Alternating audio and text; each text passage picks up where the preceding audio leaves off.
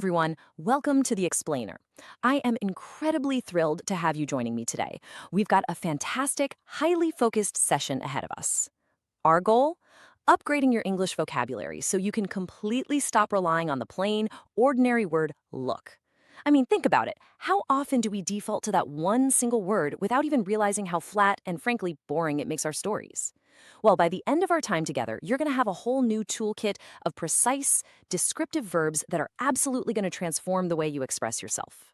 So think about this for a second. Are you limiting yourself? The honest truth is, relying entirely on the word look keeps your storytelling totally flat. People look at things in so many different ways, right? With curiosity, with love, with anger, or just pure distraction. Today, we're going to fix that by exploring an entire spectrum of sight.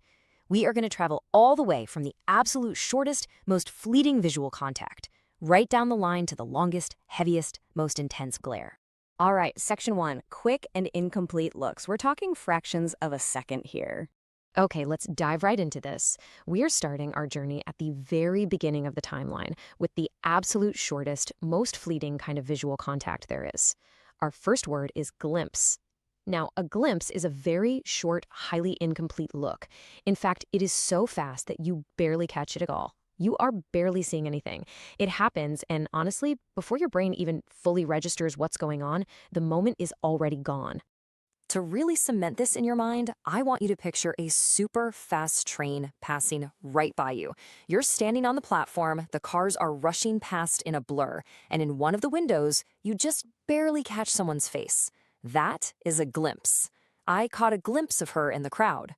Let's practice saying that word quickly to really lock in the memory. Say it with me. Glimpse, glimpse, glimpse. Moving just slightly up our timeline, we arrive at our second word. Glance. Now, to glance is to look at something quickly for just a second. But notice, this isn't totally incomplete like a glimpse is. Instead, a glance is more like a quick check. You see exactly what you need to see, and then boom, your eyes move on. Picture this everyday scenario. You're sitting in a long meeting, or maybe riding on a bus, and you quickly check the time on your watch and then immediately look away. You took in the information, but it was incredibly fast. She glanced at her phone. Let's anchor the pronunciation for this one together. Ready? Glance, glance, glance. So the absolutely crucial point here is understanding the real difference between these two fast looks. While they are both incredibly fast, a glimpse is an incomplete look where you barely see anything at all. Actually, that makes it even shorter and way less focused than a glance. A glance, on the other hand, is an intentional quick check. Make sense? Let's move on to section 2. Long, soft, and fixed. This is all about taking the time to truly see. Now let's transition further down our timeline. We're moving from looks that take fractions of a second to looks that last much, much longer. Our next word is gaze. To gaze is to look at something for a long time but softly. Notice how just making a gaze naturally relaxes the muscles in your face compared to other looks? It's pretty cool.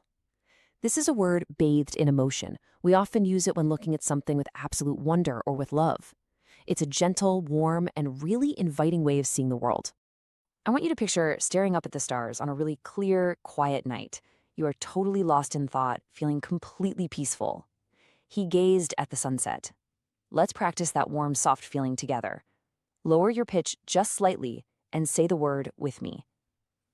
Gaze, gaze, gaze. Okay, now we need to shift to a very different kind of long look, the stare. To stare is to look at something for a long time without looking away.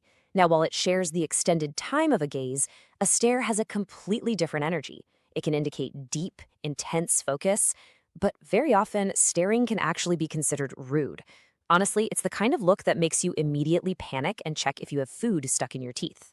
Think about that slightly uncomfortable feeling when you realize someone across the room is looking at you, a total stranger, and they're looking just a bit too long. Their eyes are just locked on you. Stop staring at me. Let's repeat this one, but this time use a slightly cold, rigid tone to really feel that fixed intensity. Stare, stare, stare. Now, what's really interesting here is the sheer contrast between these two extended looks. It is immense. The gaze is soft, it's warm, and it's filled with wonder. But the stare is cold, it is fixed, and it can sometimes be super rude. They both take a long time, but the intention behind the eyes is just worlds apart. Which brings us to section 3, the angry stare. This is when looks literally speak volumes. All right, we are hitting the final and undoubtedly the most intense word on our spectrum. We are moving way past wonder, past focus, and diving straight into territory where looks carry some serious weight. The word is glare. To glare is to look at someone with anger. It is a sharp, heavy, and undeniably angry stare. When someone glares at you, there's a weight behind their eyes that you can almost physically feel. To picture a glare, just think of a parent who has just caught their child doing something awful. They don't even have to say a single word, but they give that silent, furious look that says absolutely everything. She glared at him after the joke. Let's embody that heavy, angry tone right now as we repeat it. Glare, glare, glare. And this brilliantly illustrates our complete journey today.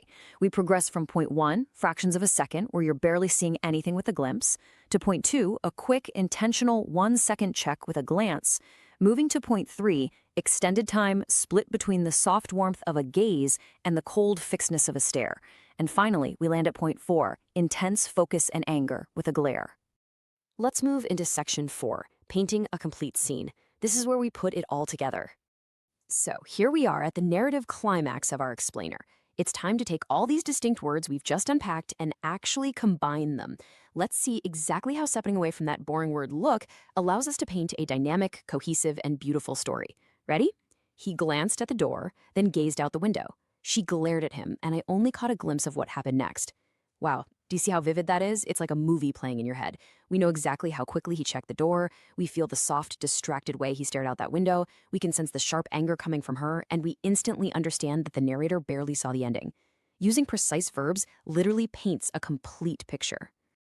Let's move to section 5 and see how this builds. It's time to lock in the words so we review and retain them. Okay, let's quickly lock these words into your memory for good. Here is your rapid-fire review. Glance is a quick look. Gaze is a long, soft look. Stare is a long, fixed look. Glare is an angry stare. And finally, a glimpse is a very short, incomplete look. Look at that! You are now fully empowered to use every single one of these in your everyday conversations.